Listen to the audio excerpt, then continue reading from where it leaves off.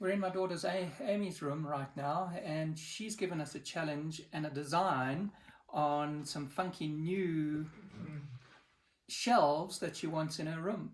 So Reece and I are off to the workshop now to try and bring her dream to reality. So this is the space Amy wants to transform and put up some new shelves in. So here we are back in the workshop. We've got a big board to rip down. We've chosen the saw stop table to do our ripping on. That's a nice safe machine, very accurate too. So we've cut our big board up into the sizes we need. Then once we've ripped up all the angles, we move on and start using the Festool miter saw, cutting it into the smaller pieces.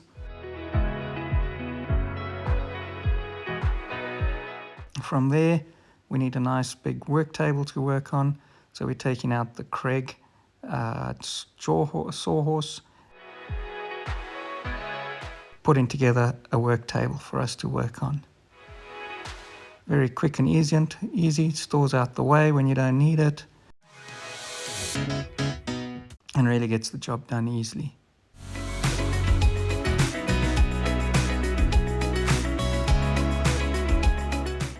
Hi, it's Ryan and Reece here today. We started another project, and I wanted to show you some of the tools we've used to get through this project. So the first one we used was the saw stop machine. We had a big sheet that we had to rip down to size to get the pieces out that we needed for our project. So this machine, as you might know about saw stop, it's one of the safest machines in the world to use. And here I'm adjusting the angle because we had to actually also rip an angle into our board as we were fitting. So you can see over here, it gives you a perfect angle guide there. So the other thing is that you can adjust your blade very easily up. If you come and have a look up here, Reece, with the camera, you can see the blade coming out. We also installed one of these new blades from SawStop, a titanium series. As you can see here, it's a laser cut blade as well. Nice thick pieces of tungsten on there. Gave us very good cuts. And we weren't really worried because of the safety of the saw. If your skin actually touches the saw blade, it'll stop instantly with that SawStop technology. So the next thing we had to use after putting down our long boards into planks was our Festool KS65. This is a great little machine. Enables you to do a miter cut and a slide at the same time on this miter saw. So that got our little pieces out of board into the sizes that we needed for our Hexagon project, should I say. The other thing we used was this new Works jaw horse. So this was fantastic for our sanding because all we have to do is it's a clamp here that can give you up to 1 ton of clamping force. So there's the lock. You push your foot down and it's locked in place. So we had our hands free to do all the sanding we needed on this Works jaw horse. To do our sanding, we used the Festool ETS 125 EQ, and we plugged this in at the same time so we had no dust to our dust extractor here, the Festool, the 26 litre CTL 26. And this worked very well. We had no dust in the workshop, and it actually, because you're cleaning all the dust all the time, you get longer life out the sandpaper as well. Next, we had to drill our pocket holes because this is how we decided to join it. And after working out a couple of joints and doing some test cuts, this was the best position that we came in here with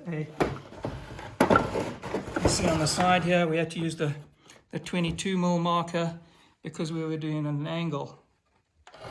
So I'll just show you how easy it is to make a pocket hole with the other tool that we used, was this Torcraft brushless drill that we're testing.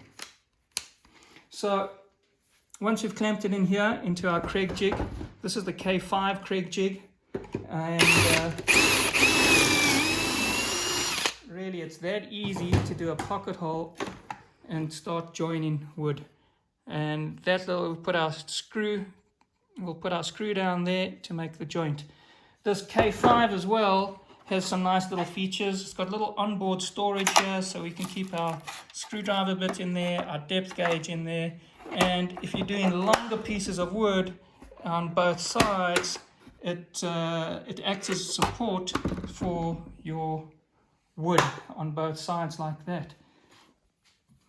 Okay, so then once we've done the sanding, the pocket hole joinery, we actually had to come along and get a joint. So we had to build a little jig here, and what I clamped down my jig with was a Bessie quick clamp here. So this is quite powerful.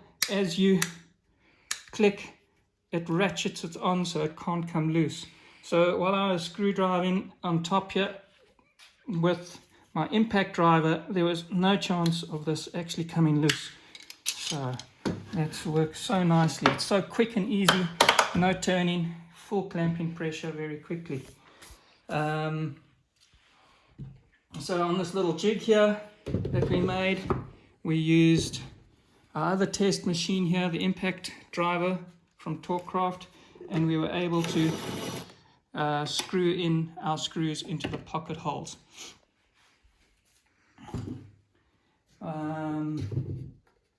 The other thing, of course, that I try to always wear is safety equipment. I chose these nice yellow Torcraft safety glasses, nice for working indoors because they brighten up things, and I think they're quite stylish sometimes too. What we're showing now is the prep work on all the little pieces. Sanding with the Festool sander and the dust extractor connected to it. Reece is really getting on with that.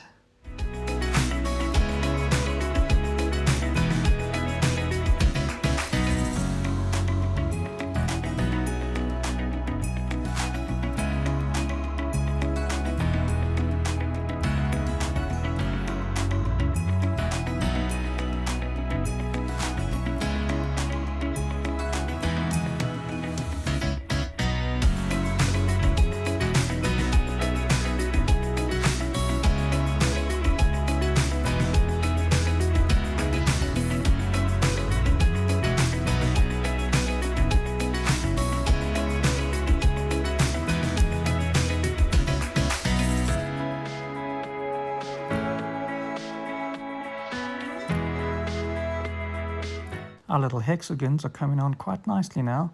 We're almost ready to start installing them. With an Alpen drill bit and a 4-hole roll plug, we were able to mount them very nicely on the wall. Amy started to pack in her books. Now we have some funky little bookshelves in the room. Reece and I really had fun making this project. I hope you've enjoyed watching the video as much as we enjoyed making it.